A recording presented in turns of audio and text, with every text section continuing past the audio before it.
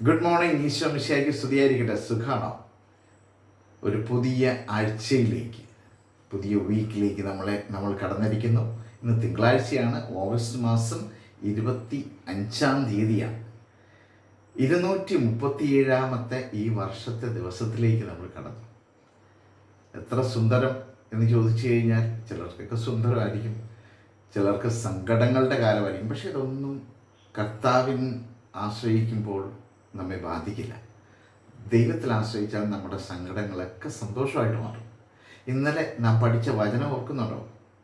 ഇന്നലെ നമ്മൾ പഠിച്ചത് യോഹന്നാൻ ശ്ലീഹ എഴുതിയ സുവിശേഷത്തിൽ നിന്നാണ്. 14-ാം അധ്യായം 23-ാം വാക്യം. എന്നെ സ്നേഹിക്കുന്നവൻ എൻ്റെ വചനം പാലിക്കുന്നു, എന്നെ സ്നേഹിക്കുന്നവൻ എൻ്റെ വചനം പാലിക്കും. അപ്പോൾ എൻ്റെ പിതാവ് അവനെ സ്നേഹിക്കുകയും ഞങ്ങൾ വന്ന് അവനിൽ വാസമുറപ്പിക്കുകയും ചെയ്യും എന്ന് വളരെ മനോഹരമായ ദൈവത്തിൽ ആശ്രയിക്കുമ്പോൾ, ത്രിത്വൈക ദൈവം നമ്മിൽ നിന്ന് വാസമുറപ്പിച്ചാൽ പിന്നെ നമ്മൾ എന്തിനു ഭയപ്പെടണം? എന്തെങ്കിലും ഭയപ്പെടേണ്ടത് ഉണ്ടോ?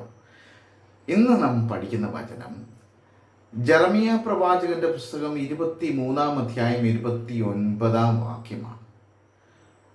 അതിങ്ങനെയാണ് ചോദിക്കുക. The book of the prophet Jeremiah chapter 23 verse 29.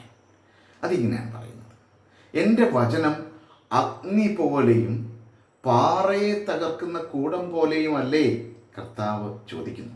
കർത്താവ് നമ്മോട് ചോദിക്കുകയാണ്. ദൈവത്തിൻ്റെ വചനം ദൈവം ചോദിക്കുകയാണ് നമ്മൾ. എൻ്റെ വചനം അഗ്നി പോലെയല്ലേ, പാറയെ തകർക്കുന്ന കൂടമല്ലേ?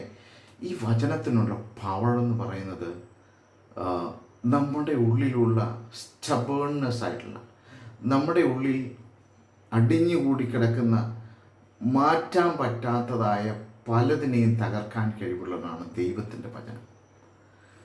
നമ്മുടെ ഉള്ളിൽ വേണ്ടാത്തതായി കിടക്കുന്ന ചില സംഭവങ്ങളൊക്കെ ഇരിച്ചു കളയുന്നതാണ് ദൈവത്തിൻ്റെ വചനം. ഇത് മറ്റൊരു പുസ്തകത്തിനുമില്ലാത്ത, നാം ഏത് പുസ്തകം വായിച്ചാലും, ലോകത്തിൽ എഴുതപ്പെട്ടിട്ടുള്ള ഏത് പുസ്തകം വായിച്ചാലും സംഭവിക്കാത്ത കാര്യങ്ങൾ ദൈവവചനം വായിക്കുമ്പോൾ, പഠിക്കുമ്പോൾ, കേൾക്കുമ്പോൾ സംഭവിക്കുന്നു. എൻ്റെ വചനം അഗ്നി പോലെയാണ്.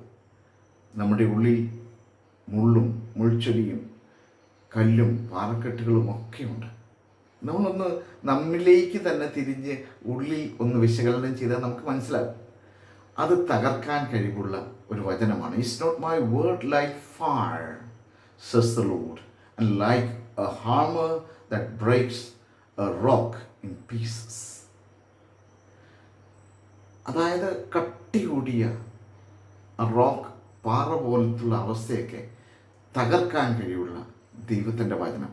ആ വചനത്തിലൊന്ന് ആശ്രയിച്ചാൽ മാംസളമായ ഹൃദയം നൽകി നമ്മെ അനുഗ്രഹിക്കുന്ന ഒരു ദൈവം നമ്മോട് കൂടെയുണ്ട്. ഇന്ന് ഈ ആഴ്ച ആരംഭിക്കുമ്പോൾ നമുക്ക് ഈ ദൈവത്തിലൊന്ന് ആശ്രയിക്കാനായിട്ട് സാധിച്ചാൽ ഒരു പുതിയ ആഴ്ചയിൽ ഒരു പുതുജീവിതം ഈശോ എനിക്ക് തരണമേ എന്ന് നമുക്ക് പ്രാർത്ഥിക്കാം. ആമേൻ.